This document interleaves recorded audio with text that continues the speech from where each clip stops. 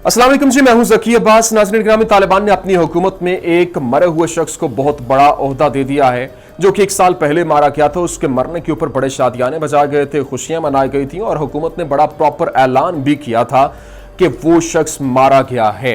आखिर वो शख्स है कौन जो कि अचानक इस टाइम पे सामने आ गया और उसको एक इस बड़े ओहदे पर तैनात कर दिया गया है, और आखिर ये ओहदा है क्या?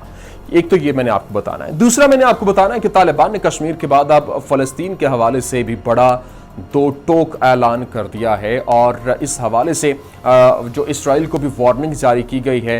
आखिर वो वार्निंग है क्या जिसको देखते हुए जो इसराइल है और भारत है, इन्होंने सर जोड़ लिए हैं? दूसरा मैंने आपको ये बताना है। तीसरा आपको बताना है कि तालिबान का जो मुजाहिद है, कैसे उसने भारतीय टीवी पर बैठकर भारतीय एंकर की धज्जियां उड़ा के रख दी, और उसने कहा कि किस तरीके से तुम जो है वो कोई बदमाशी कर रहे हो, ये जो तुम्हारा लहजा ये बदमाशों वाला लहजा है। तो आखिर ये जो बात करने का अंदाज होता है, और कश्मीर की फ्रंट लाइन नहीं है जहां पर तुम इस तरह से जुल्म सितम की दास्तानें रकम कर रहे हो, ये बेसिकली जेस्चर होते हैं जो कि बड़ा जबरदस्त जो है वो मामलात को लेकर आगे चलते हैं। और आखिर ये मामला कैसे आगे बढ़ा, ये आपको वीडियो दिखानी है। इसके अलावा आपको दिखाना कि जीडी बख्शी जो कि हमेशा जो है वो पाकिस्तान के खिलाफ भोंकता है, वो आज लाइव शो में बैठा रोता क्यों रहा, और ये ही क्यों बार बार कहता रहा कि हम अकेले रह गए हैं। ये भी आपको वीडियो दिखानी है। और फिर आपको एक वीडियो दिखानी है जिसमें पाकिस्तानी सहाफ़ी की जानिब से बड़ा ज़बरदस्त किस्म का जो है वो भारतीय जो बीजेपी रहनुमा है उसकी धज्जियां उड़ाई गई, जो कि लाइव शो छोड़कर भागने पर मजबूर हो गई। नाज़रीन, वीडियो आपने आखिर तक देखनी है, गुजारिश है आपसे, क्योंकि वीडियो बहुत इंटरेस्टिंग होने वाली है। तो सबसे पहले तो मैं आपको अफगान मुजाहिद का वो वीडियो क्लिप दिखाता हूं जिसमें भारतीय एंकर की उसने धज्जियां उड़ा के रख दी। Watch this video. Tariq Gajnawal ji, महिलाएं क्या बिना हिजाब के कटा हुआ तरबूज हैं? और जिस तरह की तस्वीरें सामने आ रही हैं उसके लिए कौन जिम्मेदार है?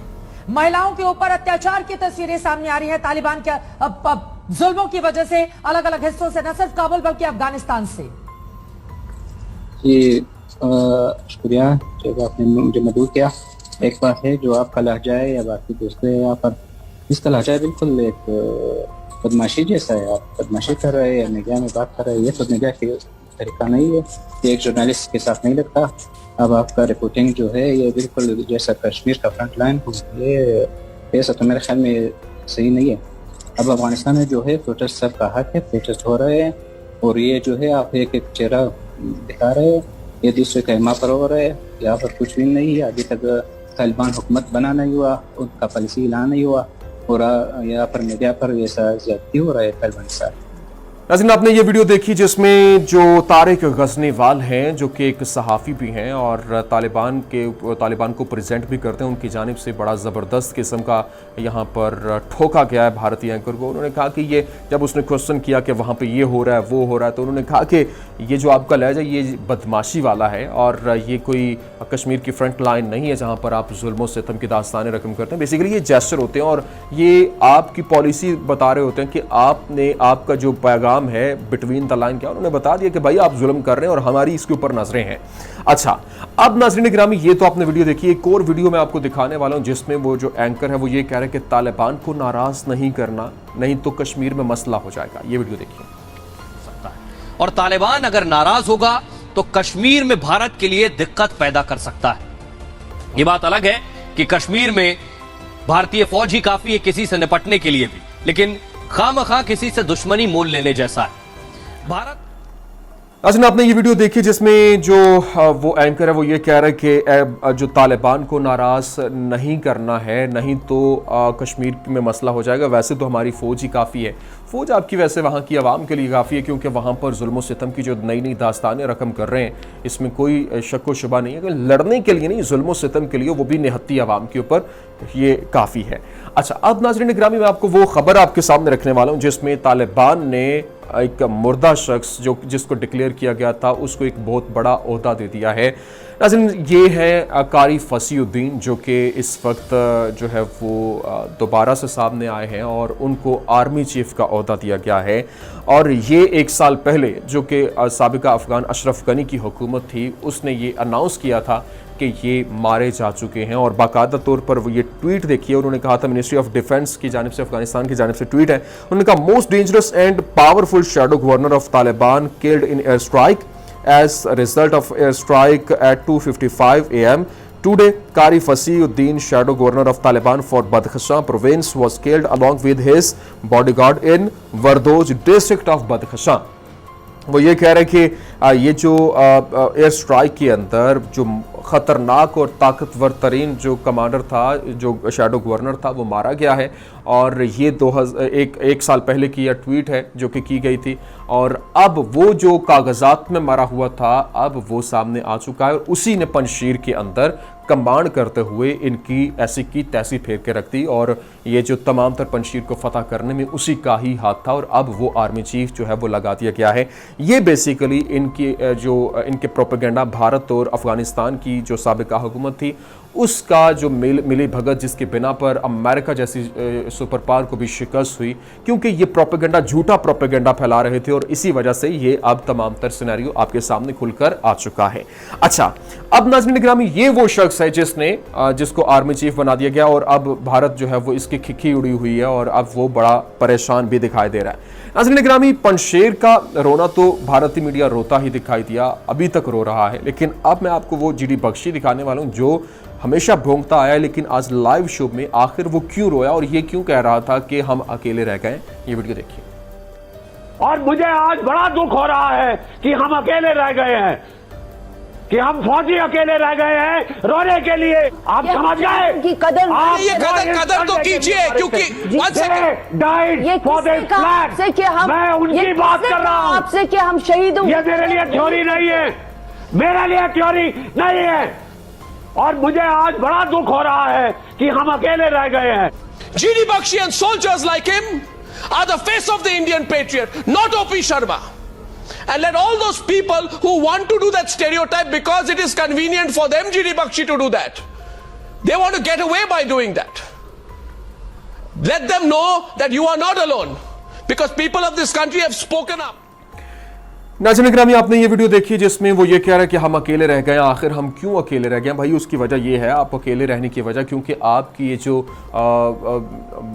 जो दौखली पॉलिसियां हैं और जुल्म सितम की दास्ताना तकरीब काराना कार्रवाइयाँ हैं, वही सबसे मेन वजह है जो कि आप ना तो खुद अमन से रह सकते और ना किसी और को अमन से रहने देते हैं। जुल्म सितम की दास्तानें आप कश्मीर में रकम कर रहे हैं, तो ऐसा कैसे हो सकता है कि आप जो है वो आपको इस खित्ते में आप जो है वो सबको साथ लेकर कमांड जो चौधरी बनने का आपका ख्वाब था वो हो गया चकनाचूर।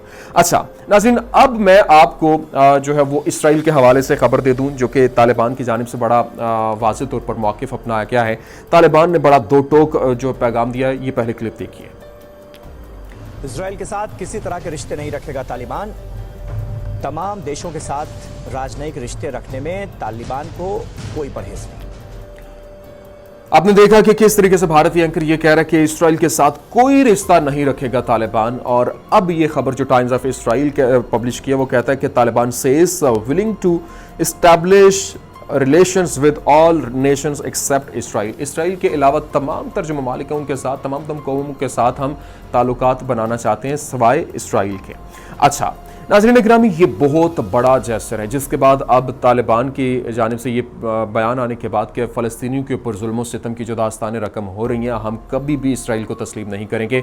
भारत और इसराइल क्योंकि सेम पेज पे हैं, कश्मीर और फ़लस्तीन, तो इस वजह से उन्होंने सर जोड़ लिए कि आप इसके लिए क्या करना है। अब करना जो है वो इंशाल्लाह मुसलमान ही करेंगे और कश्मीर भी आज़ाद होगा, फ़लस्तीन भी आज़ाद होगा। लेकिन अब नाज़रीन गिरामी, आखिर में मैंने आपको जो वीडियो दिखानी है वो है कमर चीमा की, जिसने बीजेपी की रहनुमा की धज्जियां भी खेल के रख दी।